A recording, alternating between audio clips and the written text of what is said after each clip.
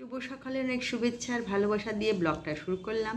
তবে যেটা বলছি, অনেক সকালেই উঠতে হয়েছে, সমস্ত কাজ মোটামুটি কমপ্লিট করে ফেলেছি।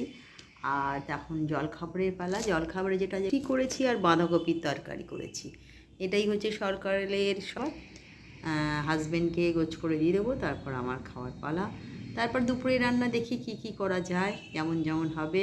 তবে আজকে ডিম করব, রোজ রোজ মাছ খেতে আর ভালো লাগে না। ডিমের কষা কষা কারি করার ইচ্ছা আছে। আর ডাল টাল ভাজাভুজি একটু করব। তা চলুন, যেমন যেমন হচ্ছে। তবে ওয়েদারটা আজকে একটু মেঘলা মেঘলাই আছে। নিলাম শুভ দুপুরের লাঞ্চ নিয়ে।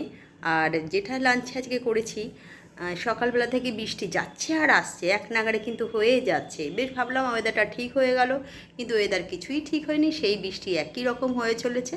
তো তার মধ্যে সেটা হচ্ছে ভাত করেছি, এখানে পেঁয়াজি করেছি, কি বলে বাঁধাকপি তরকারি, ডাল করেছি, আলু পটলের তরকারি আর ডিমের কারি। আজকে ঝাল ঝাল ডিমের কারি খেতে ইচ্ছা করলো বলে ডিমের কারি করেছি।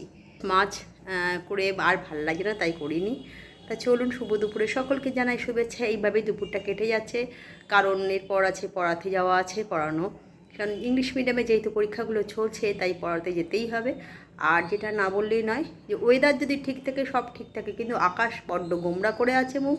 কখন বৃষ্টি আছে কোনো ঠিক নেই, কখন রোদ উঠছে কোনো ঠিক নেই। এইরকম ওয়েদারে ছাতা অবশ্যই সঙ্গে রাখতে হবে, আর রেনকোট সঙ্গে রাখতে হবে। চলে এলাম বিকেলবেলা, বিকেল না, সন্ধেবেলা 7টা বাজে। তো যেটা প্রত্যেক দিন নিয়ে চলে আসি, যেটা না হলে চলে না। এসে পড়াতে গেছিলাম, পড়ি এসে আবার পড়ানো আছে বাড়িতে। যেটা না হলে চলে না, সেটা হচ্ছে চা। তো ছেলে, বাবার, আমি দুজনে চা নিয়ে বসে পড়েছি। চলুন একটু চা খেয়ে নিই, তারপর সন্ধেবেলা দেখি একটুখানি পেঁয়াজি করব আর মুড়ি মাখবো ছেলেটার জন্য। ও এসে গেলেই এটা করব। আর যেটা না বললেই নয়, যে ওয়েদারটা খুবই খারাপ, একদম মেঘলা আকাশ। বেশ টেম্পারেচার অনেকটাই কমে গেছে, ঠান্ডা ঠান্ডা ওয়েদার আছে, সেই গরমটার নেই।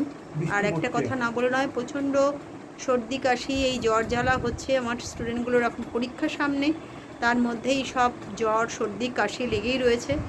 পুজোর সামনে এখন এরকম পরিস্থিতি হলে খুবই মুশকিল হবে। সবচেয়ে বড় কথা, সামনে পরীক্ষা, তার মধ্যে যদি শরীর খারাপ হয় তা খুব অসুবিধে। বেশ কয়েকজন আসেনি আজকে, পরীক্ষা নেই যাদের বাংলা মিডিয়ামে, তাদের কয়েকজনের শরীর খারাপ।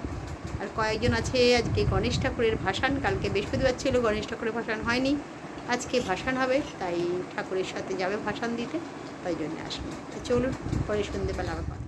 শুভরাত্রির ডিনার নিয়ে চলে এলাম। আজকে রাতের ডিনারে যেটা করেছি, সেটা রুটি করেছি, এখানে আলু দিয়ে পেঁপে দিয়ে তরকারি করেছি, একদম মাখো মাখো, খুব সুন্দর হয়েছে। আর এখানে হচ্ছে ছেলের জন্য একটু চিকেন করেছি, কষা কষা, লাল লাল ঝাল ঝাল।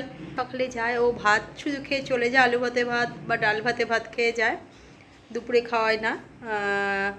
আর রাতের বেলা এসে যেটা খায়, রুটি হোক ভাত হোক, খাক, ভাতও আছে, যদি বলে ভাত খাও, কিন্তু রুটি করলেই চিকেনটা খাবে বলেছে। তা চলুন, শুভরাত্রি, অনেক শুভেচ্ছা আর ভালোবাসা রইল। কালকে একটা নতুন ব্লগ নিয়ে হাজির হয়ে যাবে। তবে হ্যাঁ, আকাশে বাতাসে যেটা না বললেই নয়, একটা পুজো পুজো ভাব চলে এসছে।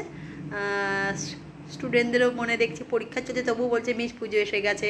মানে এটা কেমন, পুজো আসার আগে যেমন হয় না, কিন্তু পড়াশোনা করতে হবে, এদের মধ্যে এখন অন্যদিকে মন না দিয়ে পড়াশোনা করো। তা চলুন, শুভরাত্রি, অনেক শুভেচ্ছা আর ভালোবাসা রইল।